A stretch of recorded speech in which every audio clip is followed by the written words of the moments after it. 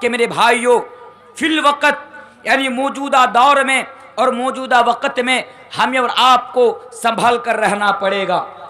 फिर से सुनिए, हमें और आपको संभलना पड़ेगा, इसलिए कि आज चारों तरफ हमारे और आपके दुश्मन ये प्लानिंग कर रहे हैं।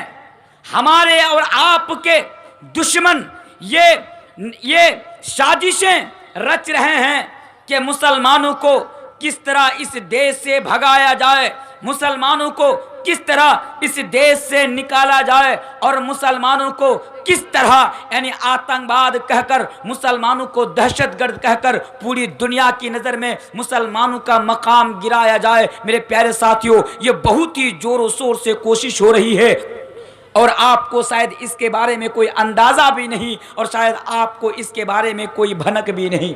अब जानते हैं, हमें बताने की ज़रूरत नहीं है, ये मेरा मजमून भी नहीं है, लेकिन अपनी जिम्मेदारी को समझते हुए बारहा व्हाट्सएप के जरिए से, मैसेजेस के जरिए से हम लोगों को बताया जाता है कि मौलाना साहब, आप लोग जब किसी प्रोग्राम में जाएंगे, आप लोग जब कहीं किसी इलाके का दौरा करेंगे तो वहाँ के लोगों से कह दीजिएगा, वहाँ के लोगों को ये पैगाम दे दीजिएगा कि ऐ मुसलमानों, आने वाला वक़्त हमारे लिए और आपके लिए बड़ा भयानक होने वाला है। आने वाला वक़्त हमारे लिए और आपके लिए बड़ा ख़तरनाक होने वाला है, क्योंकि इसकी प्लानिंग की जा चुकी है और इसकी प्लानिंग भी हो रही है। इसलिए मुसलमानों, हमें और आपको एक प्लेटफार्म पर आना पड़ेगा और भाई भाई बनकर जिंदगी गुजारना पड़ेगा और अपने दामन को गुनाहों से पाक और साफ रखना पड़ेगा। मेरे भाइयों, बातें सुनिए। एक टाइम था कि चंद लोग टेलीविजन के डब्बे पर, कई सालों से यह देखा जाता रहा है कि चंद लोग टेलीविजन के डब्बे पर बैठकर टीवी के जरिए से और सोशल मीडिया के जरिए से मुसलमानों के खिलाफ नफरतें परोस रहे थे, मुसलमानों के खिलाफ ना जाने कैसी कैसी बातें कर रहे थे। लेकिन मेरे प्यारे साथियों, आज की डेट में उन लोगों ने मिशन को और आगे बढ़ा दिया। और मिशन क्या है? फिल्म के जरिए से, मूवी के जरिए से, सुनिए इस बात को गौर से, फिल्म के जरिए से आज मुसलमानों के खिलाफ नफरत पैदा करने की कोशिश की जा रही है।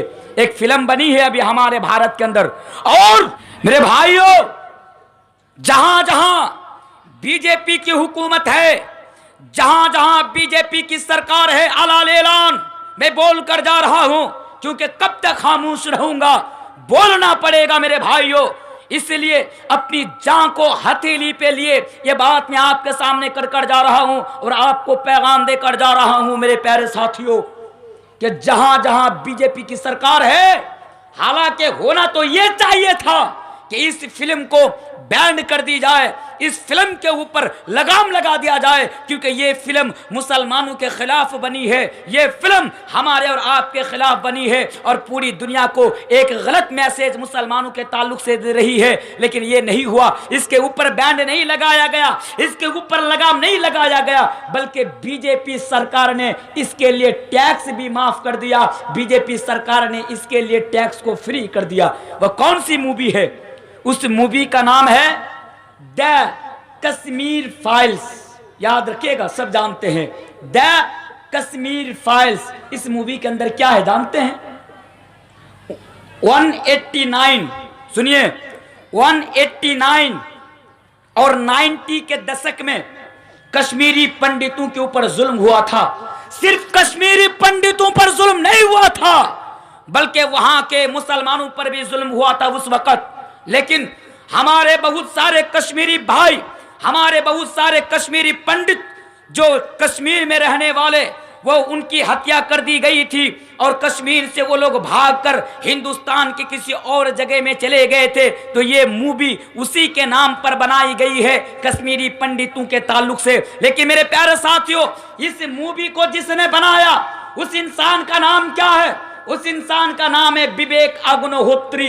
नाम भी याद रखिएगा, उस इंसान का नाम, उस नालायक इंसान का नाम उस शैतान का नाम विवेक अग्निहोत्री है। ये विवेक अग्निहोत्री जिसको तारीख के बारे में कोई मालूमात नहीं, इतिहास के बारे में कोई मालूमात नहीं, उसने उसके नाम पर फिल्म बनाई और मुसलमानों को, कश्मीरी मुसलमानों को, हिंदुस्तानी मुसलमानों को आतंकवाद की शक्ल में और दहशतगर्द की शक्ल में पूरी दुनिया को दिखाया। मैंने विवेक अग्निहोत्री से कहा था कि विवेक अग्निहोत्री, अगर तुम इतिहास के बारे में जानते, अगर तुमको तारीख के बारे में मालूमात होती तो ए विवेक अग्निहोत्री, तुमसे ये काम नहीं होता और तुम इस फिल्म को नहीं बनाते और सिर्फ कश्मीरी पंडितों के ऊपर आधारित इस फिल्म को नहीं करते। लेकिन मेरे प्यारे साथियों, विवेक अग्निहोत्री, उसकी मंशा जाहिर है, उसकी नीयत साफ है कि इस फिल्म के जरिए से सिर्फ वो ये दिखाते हैं कि देखो मुसलमानों ने हिंदू पर कितना जुल्म किया है, देखो मुसलमानों ने कश्मीरी पंडितों पर कितना जुल्म किया है। लेकिन मैंने तब भी कहा था, आज भी मैं आपके जरिए से इस हिंदुस्तान के तमाम हमारे हिंदू भाइयों से कहना चाहता हूं, भारत के मौजूदा सरकार से भी कहना चाहता हूं कि लोगों, अगर वाकई में 189 और 90 के दशक में अगर कश्मीरी पंडितों पर जुल्म हुआ है तो मैं भी मानता हूं कि जुल्म हुआ है। लेकिन जिन लोगों ने जुल्म किया वो मुसलमान नहीं थे, जिन लोगों ने जुल्म किया वो इस्लाम के मानने वाले नहीं थे। इसलिए इस्लाम को इसके साथ ना जोड़ो, मुसलमानों को इसके साथ ना जोड़ो। और हम हिंदुस्तानी मुसलमान होने के नाते, एक हिंदुस्तानी मुसलमान होने की हैसियत से मैं ये तुमसे अपील करता हूं कि जिन लोगों ने हमारे कश्मीरी पंडित भाइयों पर जुल्म किया था, उन लोगों को सामने लाओ और सामने लाकर पूरी दुनिया को दिखाओ कि उन लोगों पर जुल्म करने वाले कौन थे। लेकिन मेरे प्यारे साथियों, वो तैयार नहीं होंगे क्योंकि वो तो नफरत फैलाना चाहते हैं। इस देश के अंदर मुसलमानों को 100 करोड़ हमारे सनातनी भाइयों का दुश्मन बनाना चाहते हैं।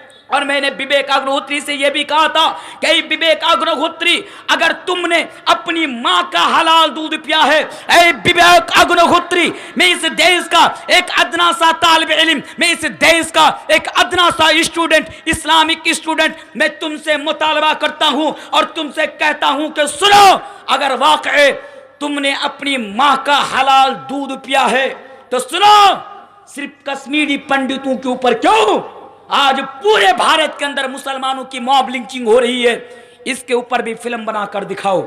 ऐ विवेक अग्निहोत्री, मैं जानता हूं कि तुम कौन हो और तुम्हारी नीयत क्या है और मंशा क्या है। उसके बावजूद भी मैं तुमसे अपील करता हूं, अगर वाकई में तुम ये दिखाना चाहते हो कि कश्मीरी पंडितों पर जुल्म किया है मुसलमानों ने, तो आओ, मैं तुमसे कहता हूं कि गुजरात के अंदर रहने वाले जो सैकड़ों मुसलमानों का घर तोड़ा गया, गुजरात में रहने वाले सैकड़ों मुसलमानों को मूली और गाजर की तरह काटा गया, गुजरात में रहने वाली हमारी माओं और बहनों की इज्जत को तार तार किया गया। ये विवेक अग्निहोत्री, उसके ऊपर भी डॉक्यूमेंट्री बनाओ, उसके ऊपर भी फिल्म बनाओ। ये विवेक अग्निहोत्री, हमारे बिहार के भागलपुर की सरजमीन पर सैकड़ों मुसलमानों का गला काटा गया, सैकड़ों मुसलमानों की गर्दनें काटी गई। ए विवेक अग्निहोत्री, अगर तुमने अपनी मां का हलाल दूध पिया है तो आओ और मुसलमानों के ऊपर भी एक डॉक्यूमेंट्री फिल्म बनाओ, मुसलमानों के ऊपर भी एक फिल्म बनाओ और पूरी दुनिया को दिखाओ कि आज भारत के अंदर मुसलमानों पर किस तरह अन्याय और अत्याचार हो रहा है। लेकिन मेरे प्यारे साथियों, मैं जानता हूं, डरिए मत, मैं जानता हूं मेरे भाइयों कि आज ये लोग मुसलमानों के हक में और मुसलमानों के ऊपर कोई डॉक्यूमेंट्री नहीं बनाएंगे, मुसलमानों के बारे में कोई फिल्म नहीं बनाएंगे। क्यों जानते हैं? क्योंकि ये लोग तो 100 करोड़ के सामने, पूरी दुनिया के सामने हीरो बनना चाहते हैं और ये ट्रेंड चल पड़ा है।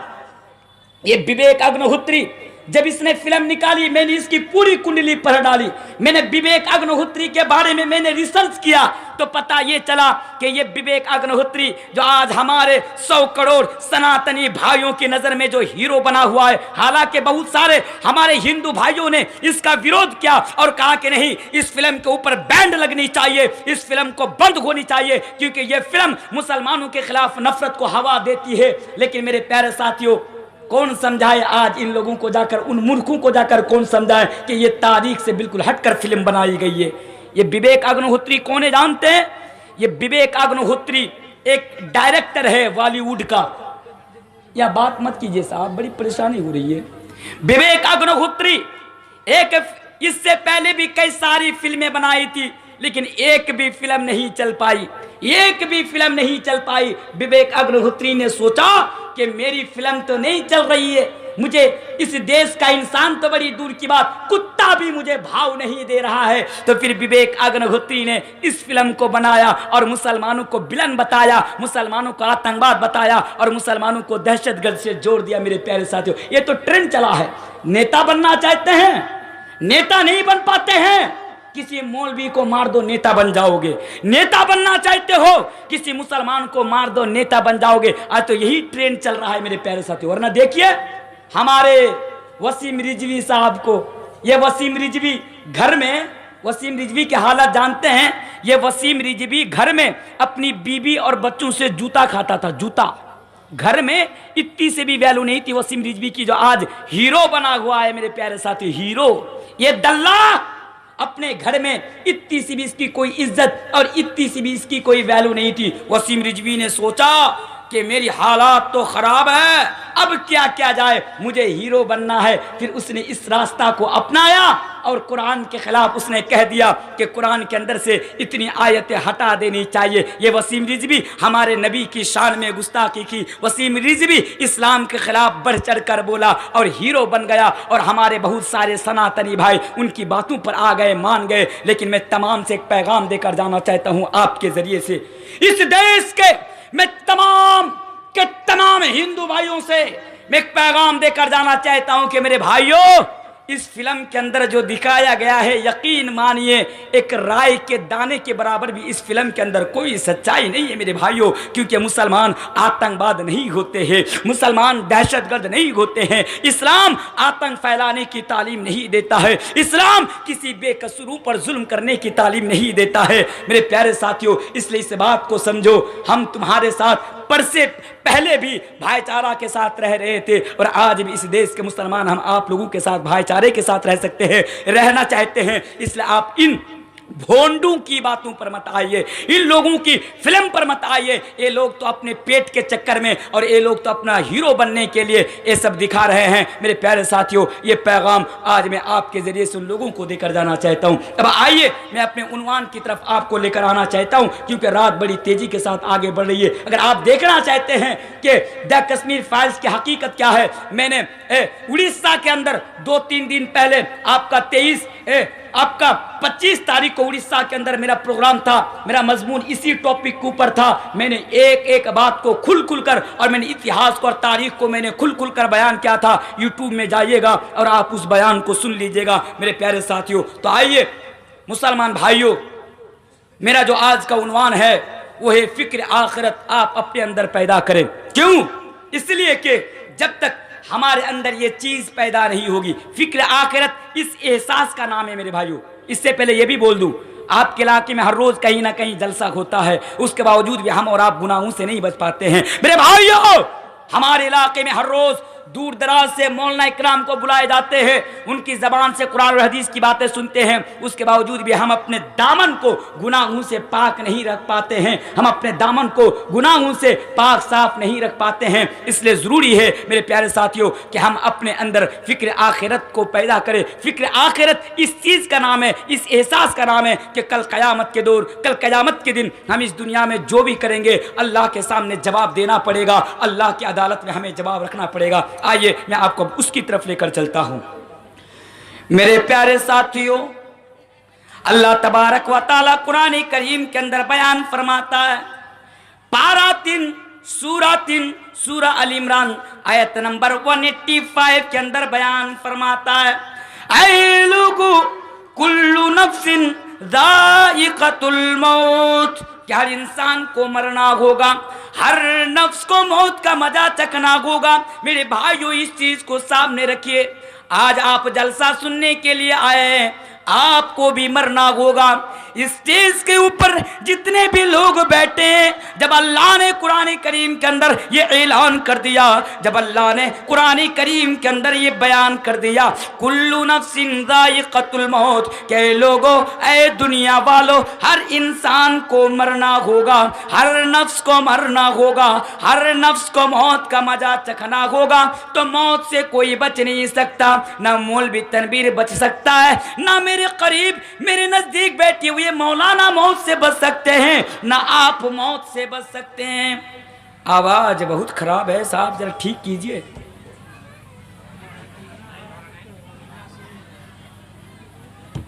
मेरे प्यारे साथियों, हर इंसान को मरना होगा, इस बात को हमेशा याद रखिए। ऐ दुनिया में हीरोपंती दिखाने वालों, सुनो, तुम्हें भी मरना पड़ेगा। और हाँ हाँ, इस बात को भी याद रखो कि जब अल्लाह ने कुरान करीम के अंदर ये ऐलान कर दिया कि हर इंसान को मरना होगा, तो मौत से कोई भी इंसान बच नहीं सकता।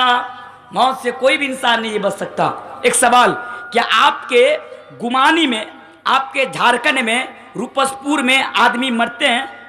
आदमी मरते हैं? जवाब दे, मरते हैं आदमी? यहाँ भी मरते? हाँ अल्लाह। मैं तो जब आ रहा था मन ही मन में सोच रहा था वहाँ जाऊँगा, शादी उदी करके वहीं रह लूँगा, कटियार घूम कर नहीं आऊँगा, क्योंकि हमारे कटियार में लोग मरते हैं। लेकिन नहीं साहब, पता ये चला कि आपके यहाँ पर भी लोग मरते हैं। जी हाँ, मौत से कहीं नहीं भाग सकता। मेरे प्यारे साथियों, कहाँ भागेंगे?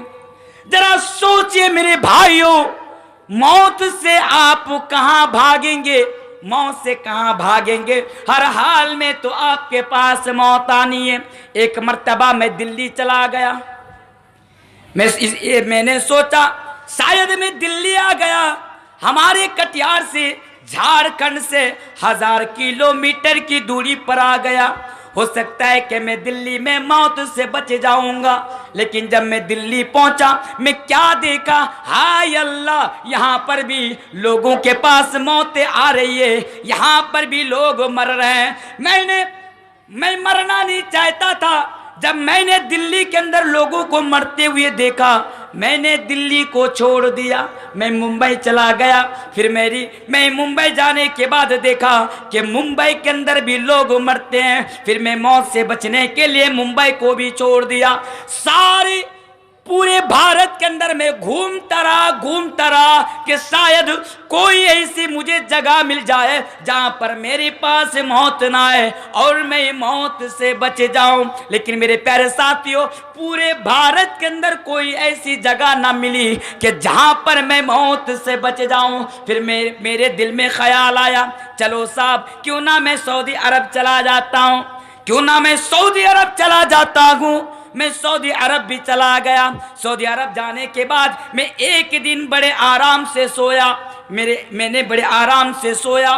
मैंने मन ही मन में सोचा, शायद अब मैं हिंदुस्तान को छोड़कर सऊदी अरब में चला आया, हो सकता है कि मैं यहाँ पर मौत से बच जाऊं। लेकिन दूसरे दिन जब मैं घूमने के लिए निकला, दूसरे दिन जब मैंने घूमने के लिए निकला और मेरी नज़र अल्लाह के नबी जनाब मुहम्मदुर रसूलुल्लाह पढ़िए सल्लल्लाहु अलैहि वसल्लम की कब्र पर पड़ी, तो मैं समझ गया कि हाय अल्लाह, जो मौत मेरे नबी को ना छोड़े, जो मौत मेरे नबी को ना बख्शे, मैं किस खेत की मूली हूँ, मैं कैसे मौत से बच सकता हूँ। फिर सऊदी अरब जाने के बाद मुझे ये इत्मीनान हो गया, मुझे ये पता चल गया कि नहीं तनवीर, आप गलत सोच रहे हैं, आप मौत से बच नहीं सकते, क्योंकि रब का ये ऐलान है, रब का ये फरमान है, कुल्लु नफ्सिन दायिक़तुल मौत, कई लोगों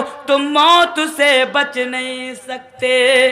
बस मौत से नहीं बच सकते। बच सकते हैं, आप मौत से नहीं बच सकते।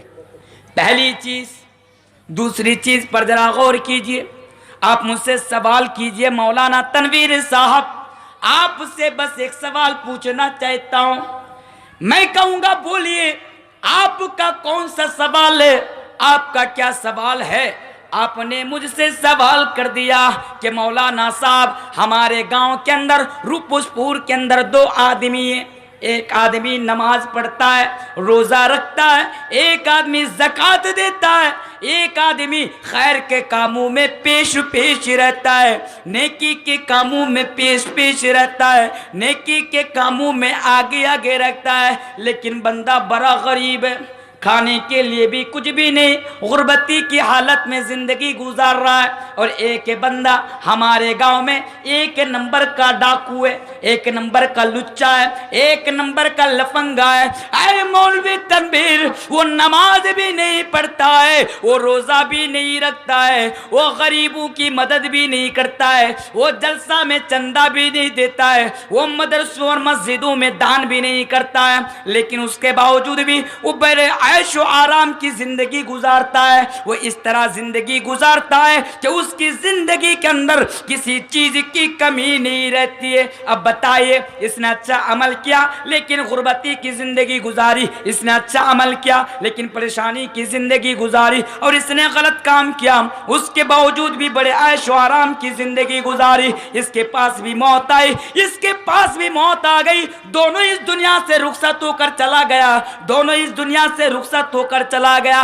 ए मौलाना तनवीर, आप बताइए कि अच्छा अमल करने का फल कब मिलेगा और बुरे अमाल करने की सजा कब मिलेगी? मेरे प्यारे साथियों, अगर आप ये सवाल मुझसे करेंगे तो मैं आपसे कहूंगा कि आप कुरान उठाकर पढ़िए, आप कुरान उठाकर देखिए। अल्लाह ने जब पहले ये ऐलान कर दिया, अल्लाह भी जानता है कि ये सुनने के बाद लोगों के जहन में ये सवाल आ सकता है, फिर अल्लाह ने इस ऐलान के बाद कुल्लू नफ्सिन ज़ाइक़तुल मौत, क्या इंसान को मरना होगा, उसके फौरन बाद अल्लाह ने इसका जवाब दे दिया।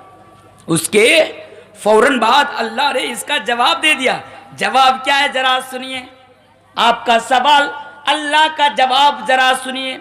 अल्लाह कहता है व इन्नमा तुवफ़्फ़ौना उजूरकुम यौमल क़ियामा। ऐ लोगों, एक ऐसा दिन है जो कयामत का दिन है, जो डे ऑफ जजमेंट यानी बदले का दिन है, जिस दिन सबको बदला दिया जाएगा। अगर दुनिया में आप जर्रा बराबर भी गलत काम करेंगे तो उसका भी बदला आपको मिलेगा, अगर दुनिया में आप जर्रा बराबर भी अच्छा काम करेंगे तो उसका भी बदला मिलेगा।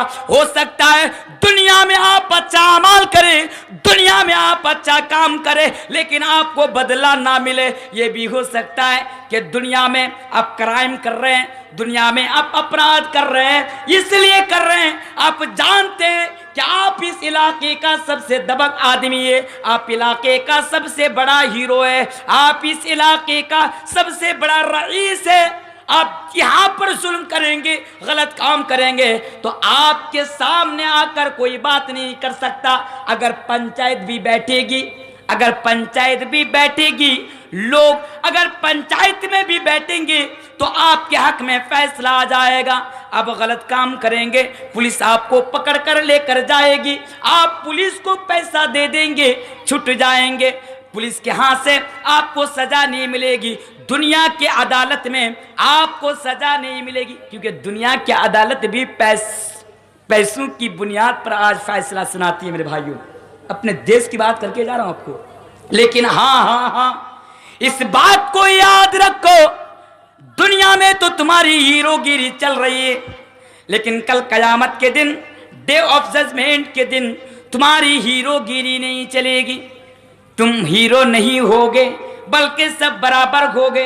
और अल्लाह कहता है अगर तुम दुनिया में अच्छा काम करोगे तो यहाँ पर तुमको अच्छा बदला मिलेगा, अगर तुम दुनिया में जर्रा बराबर भी गलत काम करोगे तो उसका बदला भी, उसका परिणाम भी तुमको यहाँ पर मिलेगा, उसका परिणाम भी यहाँ पर मिलेगा। इसलिए ये ना सोचे कि वो गुंडा है, लुच्चा है, लफंगा है, तुच्चा है, फिर भी बड़ी बड़ी गाड़ियां लेकर घूम रहा है, बड़े आलीशान बंगले में रह रहा है, और बेचारा नमाज पढ़ रहा है तो फटा पुराना कपड़ा पहन के घूम रहा है। यार गुर्बत की जिंदगी गुजार रहा है, बड़ी परेशानियों के साथ, मुश्किल के साथ जिंदगी गुजार रहा है। आप ये ना सोचे एक दिन है जो आपको अच्छे कर्मों का अच्छा फल मिलने वाला है, और उस दिन का नाम मेरे प्यारे साथियों कयामत है। उस दिन का नाम मेरे प्यारे साथियों कयामत है।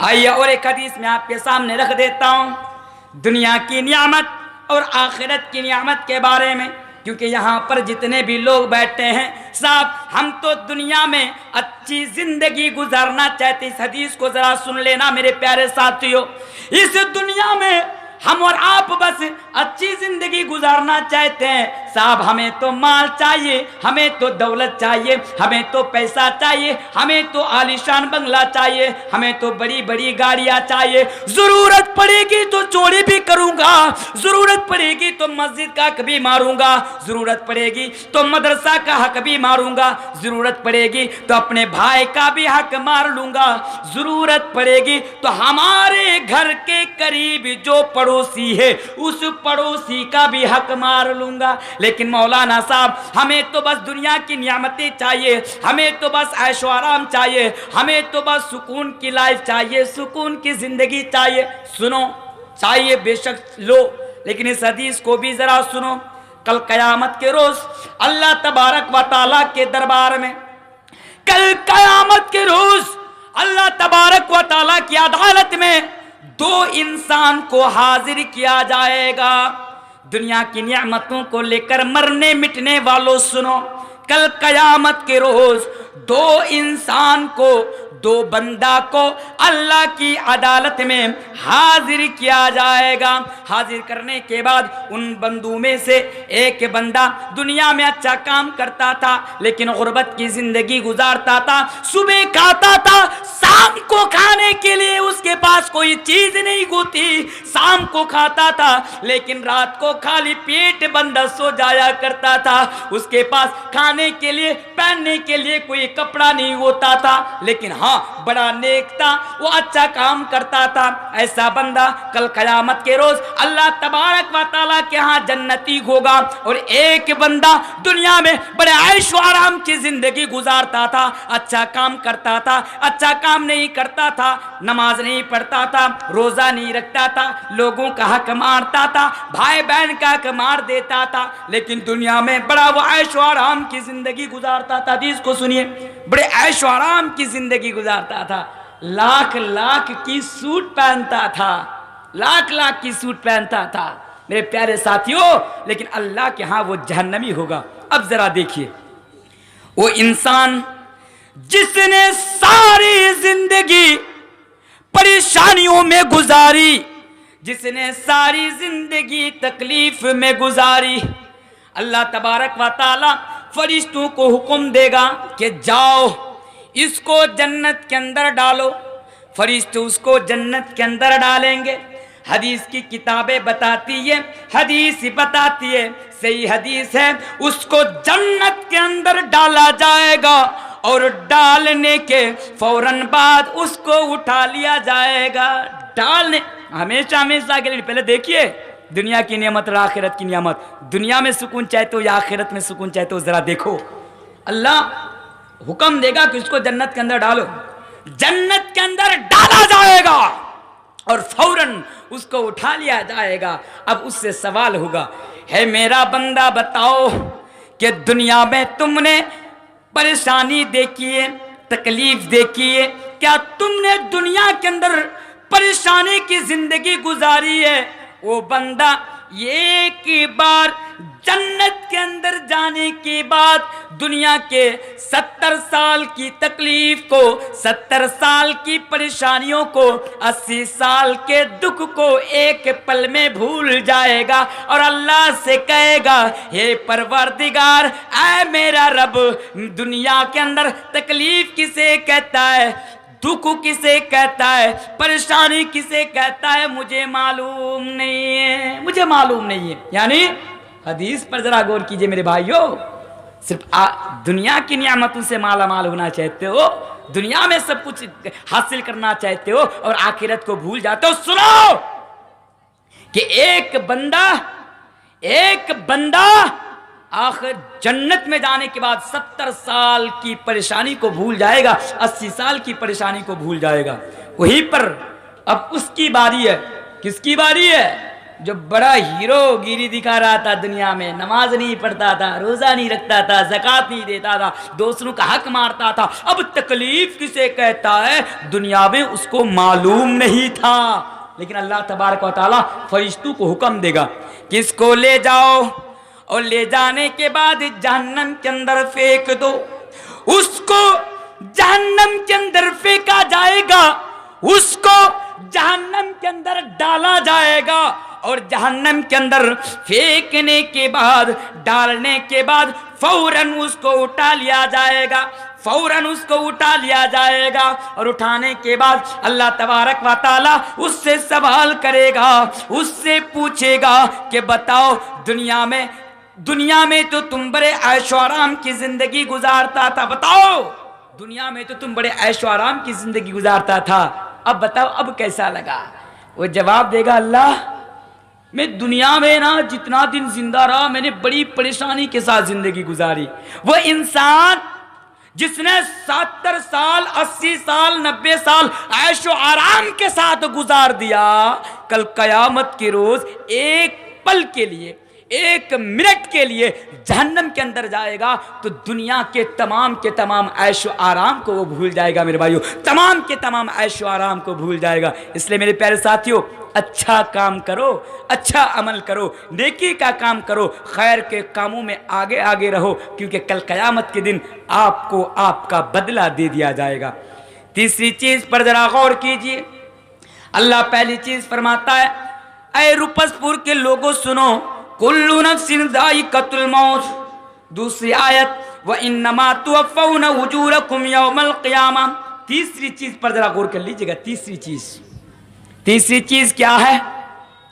फमन ज़ुहज़िहा अनिन नारि व उदख़िलल जन्नत फ़क़द फ़ाज़।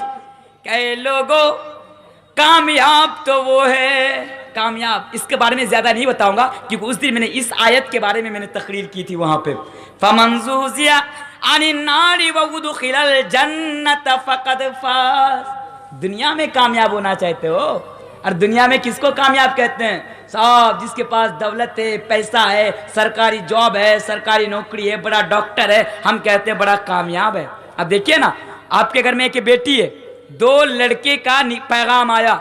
एक लड़का जिसके पास सरकारी जॉब है, जिसके पास पैसा है, सब कुछ है, लेकिन नमाज नहीं पढ़ता है, हिजड़ों की तरह दाढ़ी छिलकर रखता है, पश्चिम किधर कहता है उसको भी पता नहीं, उसके बाप को भी पता नहीं, लेकिन हाँ साहब के पास दौलत है, साहब के पास पैसा है। और एक बंदा मौलवी साहब हैं, गुमानी मदरसा से फरागत हासिल किए हैं, दिलालपुर मदरसा से फरागत हासिल किए हैं, चेहरे पर लंबी लंबी दाढ़ी है, माशाअल्लाह परहेजगार है, मुत्तकी है, रोजगार करता है, कमाता है, अर्निंग करता है, सब ठीक ठाक है, लेकिन साहब के पास आलीशान बंगला नहीं है, साहब के पास घूमने के लिए, आपकी बेटी को घुमाने के लिए, फिल्में दिखाने जाने के लिए बेचारी के पास पैसा नहीं है। मौलवी साहब हैं, 10,000 12,000 सैलरी मिल जाती है, किसी मदरसे से मस्जिद में 5,000 की सैलरी मिल जाती है, फिर भी इज्जत की जिंदगी गुजार रहे हैं, लेकिन बड़ा नेक है। 2 लड़के का पैगाम आया, ईमानदारी के साथ बताना, अपनी लड़की का हाथ इसके हाथ में देंगे या उस लुच्चे के हाथ में देंगे? किसके? इसके। क्यों? इसलिए देंगे साहब कामयाब है, पैसा है। Who is the successful person? मेरे भाइयों, who is the successful person? कामयाब इंसान कौन है? अल्लाह इस आयत के अंदर बताता है। और मैंने तो इससे पहले भी कहा था लोगों के सामने, क्या लोगों, भाई आवाज और बैठ रही है यार, जलसे में मैक लगाते हैं, कैसे मैक लगाते हैं आप लोग? बांग्लादेश जाइए, सीखिएगा कैसे मैक लगाए जाते हैं जलसे में जाकर। खामा का 2 बॉक्स लगा देते हैं, कोई हॉर्न नहीं, कुछ नहीं। जो बोल रहा था मेरे भाइयों, क्या बोल रहा था? मैंने कहा था कि अगर पैसे में, अगर आप किसी को इसलिए तोलते हैं, पैसे की बुनियाद पर किसी इंसान को तोलते हैं कि कामयाब है या नाकामयाब है, तो सुनिए, अगर पैसे का होना, दौलत का होना, जायदाद का होना, प्रॉपर्टी का होना, अगर दुनिया में कामयाबी की दलील है, तो मेरे प्यारे साथियों, तब मैं कहकर जाता हूं कि फिरौन से ज्यादा, नमरूद से ज्यादा, कारून से ज्यादा, सद्दाद से ज्यादा इस दुनिया में और कामयाब इंसान कौन हो सकता है? अगर पैसा ही कामयाबी की दलील है तो मुझे बताइए कि हमारे देश के प्रधानमंत्री से बड़ा कामयाब इंसान इस देश के अंदर कौन है? नहीं, कोई नहीं है। लेकिन क्या आप इसको कामयाब कहेंगे? कामयाब नहीं कहेंगे। किसलिए नहीं कहेंगे? इसलिए नहीं कहेंगे कि जब ये मरेगा ना, मैं नाम नहीं लूंगा, समझ जाइए कि मैं मोदी जी की बात कर रहा हूं, मैं नाम थोड़ी ना लिया, मैं नाम नहीं लूंगा। जब मरेगा ना तो ये जो भाजा बादाम है ना, बादाम, भाजा बादाम की तरह उसको भाजा जाएगा। क्यों? क्योंकि साहब समझते मैं कामयाब हो गया। अल्लाह कहता तू कामयाब नहीं है रे, तू कामयाब नहीं है। फिर कामयाब कौन है? अल्लाह कहता है फमन ज़ुहज़िया अनिन नारि व उदखिलल जन्नत फ़क़द फ़ाज़। ऐ लोगो, दुनिया में तो वही कामयाब कौन अच्छा काम करे, नमाज पढ़े, रोजा रखे, बुराई से दूर रहे, पाप से, अधर्म से, गलत कामों से दूर रहे और अच्छे और कुरान और हदीस के मुताबिक जिंदगी गुजारे, और जब वो मर जाए, उसका इंतकाल हो जाए, तो कल कयामत के रोज अल्लाह तबारक व ताला उसको जहन्नम के अजाब से बचा ले और जन्नत के अंदर दाखिल कर दे, जन्नत के अंदर प्रवेश कर दे। अल्लाह रब्बे कायनात कुरान करीम के अंदर बयान करता है फ़क़द फ़ाज़। ऐ लोगो, वही तो असल में कामयाब है, वही तो असल में कामयाब है। तो दौलत के पीछे मत भागो। मैं जब दिल्ली में रहता था, एक मिसाल देके जाता हूं। मैं दिल्ली जामिया में जब मैं पढ़ता था वहां पे, तो मेरे कुछ फ्रेंड हैं, अभी भी वो लोग दिल्ली में हैं। मैं तो दिल्ली छोड़ के आ गया, अभी दिल्ली में अभी भी हैं। तो जानते हैं वो लोग आईएएस और आईपीएस की तैयारी कर रहे थे दिल्ली में। तो आईएएस और आईपीएस बनने के लिए 24 घंटे में वो लोग लगभग 14 घंटा पढ़ते थे। सच बोल रहे, 14 घंटा पढ़ते थे मेरे भाइयों। क्यों? क्योंकि दुनिया में आईएएस बन जाए, आईपीएस बन जाए। आप में से कितने नौजवान हैं कि एक सरकारी जॉब मुझे मिल जाए, एक सरकारी जॉब मुझे मिल जाए, और एक सरकारी जॉब के लिए दिन में वो 12 घंटा, 14 घंटा वो स्टडी करता है, वो पढ़ता है। नमाज रोजा कोई लेना देना नहीं इससे, बस पढ़ाई पढ़ाई पढ़ाई। क्यों? वो समझते हैं कि अगर मुझे एक अच्छी नौकरी मिल जाएगी तो मुझे सब कुछ मिल जाएगा, कामयाबी भी मिल जाएगी, अच्छी छोकरी भी मिल जाएगी, सब कुछ मुझे मिल जाएगा। क्योंकि उन लोगों ने दुनिया ही को, दुनिया की कामयाबी ही को असल कामयाबी समझ लिया। मेरे प्यारे साथ लोग, नहीं, ये असल कामयाबी नहीं है। 3 चीज हो गई, गौर कीजिए। अल्लाह कहता है कुल्लु नफ्सिन ज़ाइक़तुल मौत। दूसरी चीज व इन्नमा तुवफ़्फ़ौना उजूरकुम यौमल क़ियामह। तीसरी चीज फमन ज़ुहज़िया अनिन नारि व उदखिलल जन्नत फ़क़द फ़ाज़। और चौथी चीज वमल हयातुद दुनिया इल्ला मताउल गुरूर। इस चीज को समझने की जरूरत है। बस इस चीज को समझ जाइए, आप दुनिया में भी कामयाब हो जाएंगे, आखिरत में भी आप कामयाब हो जाएंगे। इस चीज को समझने की जरूरत है। लेकिन जानते हैं, बांग्ला में जिसको बोलते हैं আমরা আপনারা माथा मोटा मुसलमान, माथा मोटा। मैं क्यों माथा मोटा बोल रहा हूं जानते हैं?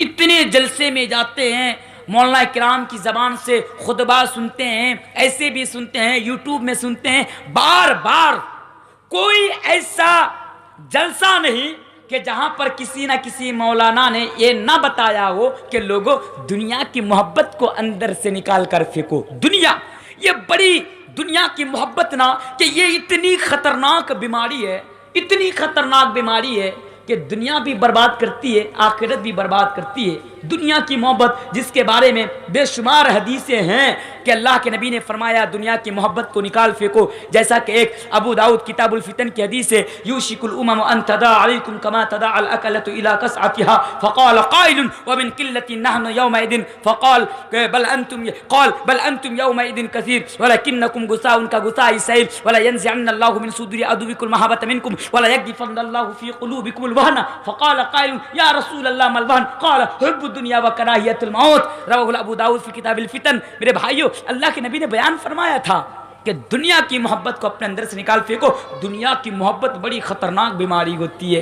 क्यों? अल्लाह भी कहता है कुरान करीम के अंदर, ऐ लोगों, दुनिया के लिए सब कुछ करने वालों, दुनिया को सब कुछ समझने वालों, वमल हयातुद दुनिया इल्ला मताउल गुरूर, दुनिया की जिंदगी तो बस हमारे लिए और आपके लिए धोखे की जिंदगी है, धोखा के सिवा कुछ भी नहीं। अल्लाह कुरान करीम के अंदर दूसरी जगह पर बयान फरमाता है, लोगों जान लो इल्मू अन्नमल हयातुद दुनिया लइबु व लहबु व ज़ीना।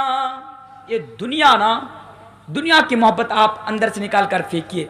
जब तक आपके अंदर दुनिया की मोहब्बत बाकी रहेगी, ना आप दुनिया में कामयाब हो सकेंगे, ना आप आखिरत में कामयाब हो सकेंगे। क्या चीज है ये दुनिया मेरे भाइयों, क्या चीज है दुनिया? हदीस सुनिए, ये दुनिया जिसको आप सबसे ज्यादा प्रायोरिटी देते हैं, ये दुनिया जिसको आप सब कुछ समझते हैं, ये दुनिया एक मरा हुआ बकरी का बच्चा, अल्लाह की नजर में उसकी जितनी अहमियत है इस दुनिया की उतनी अहमियत नहीं है मेरे प्यारे साथियों, नहीं है। हदीस सुनिए ना, सही मुस्लिम की हदीस है। नबी रास्ते से जा रहे, नबी के साथ चंद साहबा भी जा रहे। उस दुनिया की बात कर रहा हूं जिस दुनिया के लिए आप सब कुछ कर रहे हैं, अपने ईमान का जनाजा निकाल रहे हैं, अपने ईमान का सौदा कर रहे हैं। सुनिए, अल्लाह के प्यारे नबी रास्ते से जा रहे हैं, गुजर रहे हैं, साहबा भी नबी के साथ जा रहे हैं। एक बकरी का बच्चा मरा हुआ रास्ते के किनारे में पड़ा हुआ है, शॉर्टकट में सुनिए, पड़ा हुआ है।